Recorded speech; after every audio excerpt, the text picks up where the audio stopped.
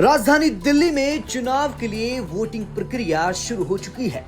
यूं तो चुनाव आयोग ने 5 फरवरी का दिन मतदान के लिए मुकर्रर किया था, लेकिन 80 साल से अधिक उम्र वाले वोटरों के लिए घर से मतदान यानी होम वोटिंग सुविधा प्रदान की गई है, जिसके तहत दिल्ली में 80 साल के बुजुर्ग वोटर और दिव्यांग वोटरों ने वोटिंग शुरू कर दी है। दरअसल चुनाव आयोग ने सीनियर सिटीजन और स्पेशली एबल्ड वोटरों के लिए एक विशेष वोटिंग अभियान चलाया है। इस अभियान के तहत चुनाव आयोग से जुड़े नुमाइंदे घर घर जाकर ऐसे वोटरों से वोट करवाएंगे जिन्होंने घर से वोट डालने के लिए आवेदन किया है। दिल्ली में 80 साल से अधिक उम्र के 1,09,000 से अधिक वोटर हैं। उन सभी वोटरों को एक खास विकल्प मिला हुआ है कि वह घर से ही बिना पोलिंग बूथ पर जाए वोट डाल सकते हैं। बता दें कि ऐसे लगभग 6400 बुजुर्गों ने आवेदन दिया था कि उनके लिए घर पर बैठे वोटिंग की उचित व्यवस्था की जाए। ऐसे ही दिल्ली भर में स्पेशली एबल्ड वोटरों की संख्या लगभग 80,000 है।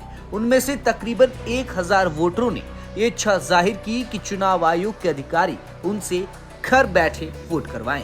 बता दें कि उसके लिए चुनाव आयोग की वेबसाइट पर जाकर फॉर्म 12D 15 जनवरी तक भरना था। जितने भी आवेदनकर्ताओं ने इस फैसिलिटी के लिए आवेदन भरा, उन सभी के घर चुनाव आयोग से जुड़े अधिकारी जाएंगे और पोस्टल वोट करवाकर सील बंद लिफाफे में जमा करवा देंगे। सबसे ज्यादा 1,000 से अधिक सीनियर सिटीजन वेस्ट दिल्ली में हैं, जो घर पर बैठे बैठे इन विधानसभा चुनाव में वोट डालेंगे। वहीं आम आदमी पार्टी ने चुनाव आयोग के इस अभियान का विरोध करते हुए कहा कि चुनाव आयोग के अधिकारियों के साथ बीजेपी कार्यकर्ता भी लोगों के साथ जा रही हैं, जिससे चुनाव की पारदर्शिता खत्म हो रही है। आपके इन आरोपों पर अब चुनाव आयोग ने करारा जवाब दिया है। घर से वोट देने की सुविधा पर आम आदमी पार्टी के आरोपों को निर्वाचन आयोग ने सिरे से नकारते हुए पूरी प्रक्रिया एक बार फिर से समझाई है। चुनाव आयोग ने कहा, आम चुनाव 2024 की तरह ही निर्वाचन आयोग ने दिल्ली विधानसभा चुनाव 2025 में कुछ विशेष समूहों के मतदाताओं की पहुंच बढ़ाने के लिए होम वोटिंग यानी घर से मतदान की सुविधा दी है। ये पहल 85 वर्ष से अधिक आयु के वरिष्ठ नागरिकों और दिव्यांग व्यक्तियों के लिए मतदान की सुविधा प्रदान करने के उद्देश्य से शुरू की गई है। इस सुविधा के लिए पात्र मतदाताओं को होम वोटिंग सुविधा के लिए आवेदन करने हेतु फॉर्म 11D भरना होगा। दिल्ली के लिए अब तक 85 वर्ष से अधिक उम्र के वरिष्ठ नागरिकों से 6,447 और दिव्यांग मतदाताओं से 1,058 आवेदन प्राप्त हुए हैं। आज तक तकरीबन 1,271 वरिष्ठ नागरिकों और 120 दिव्यांग मतदाताओं ने अपने मतदान के अधिकार का उपयोग किया है। एक बार आवेदन स्वीकृति हो जाने के बाद चुनावी अधिकारी और सुरक्षा कर्मियों सहित एक मतदान टीम आधिकारिक मतदान तारीख यानी 5 फरवरी 2025 से पहले मतदाता के निवास पर जाएगी। पूरी प्रक्रिया और रूट प्लान को विधानसभा क्षेत्र के सभी उम्मीदवारों के साथ साझा किया जाएगा और उम्मीदवार या उनके अधिकृत प्रतिनिधि मतदान टीम के साथ जाने के लिए अधिकृत होंगे। टीम मतदाता को एक बैलेट पेपर प्रदान करेगी और ये सुनिश्चित करेगी कि मतदान की प्रक्रिया गोपनीयता और पारदर्शिता के साथ ECI द्वारा निर्धारित दिशा निर्देशों के अनुसार पूरी हो। पारदर्शिता बनाए रखने के लिए पूरी प्रक्रिया का वीडियो रिकॉर्डिंग किया जाएगा।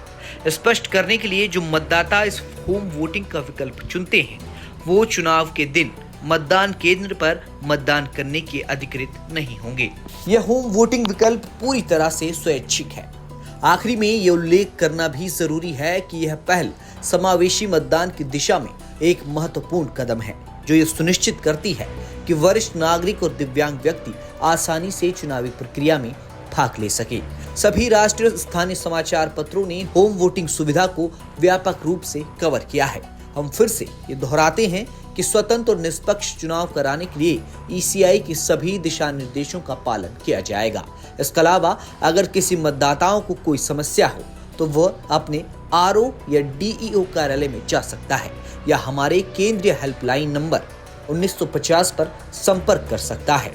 यानी चुनाव आयोग ने आम आदमी पार्टी के सभी आरोपों को सिरे से नकार दिया है।